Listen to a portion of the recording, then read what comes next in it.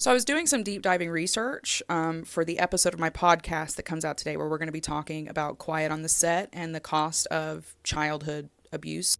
And imagine my surprise when I was rewatching Quiet on Set and I came across this little snippet about Drake's mom. We hadn't shot the pilot. There was a huge gap. And then very, very quickly, Brian put himself in the position of what my dad was doing my whole life.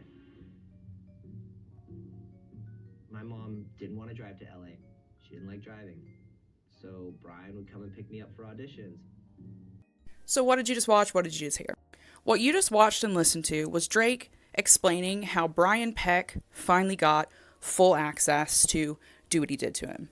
And in this clip, what Drake's explaining is that his father has now been pushed out and it's just he and his mother and Brian and his growing career. Brian steps in as his manager and his mother hands Drake over to this predator because she doesn't like driving in LA.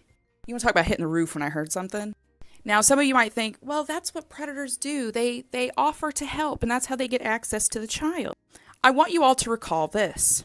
By the time Drake's mother said, you know what?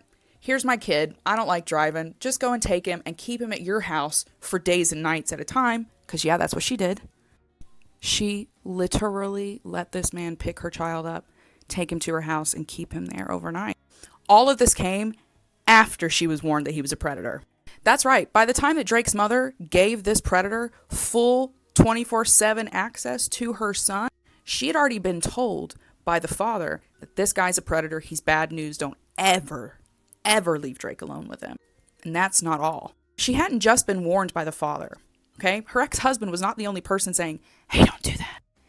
At Drake's 15th birthday party earlier that year, he had been given multiple explicit birthday cards from not only Brian Peck, but from some of Brian Peck's questionable friends. The dad recounted how these cards had been explicit, how they had been all adult in nature, and he freaked out about it, and undoubtedly told the mother about it. So not only did she have word of mouth, there was a stack of birthday cards that already existed, handwritten cards with disgusting, abusive adult messages directed at a child. And what did she do? What did she do with that information? She called that predator and said, hey, come pick up my kid. It's all good and well that people want to protect parents that actually get groomed, but how do you call it grooming when there was literal evidence and you still gave your child to a predator?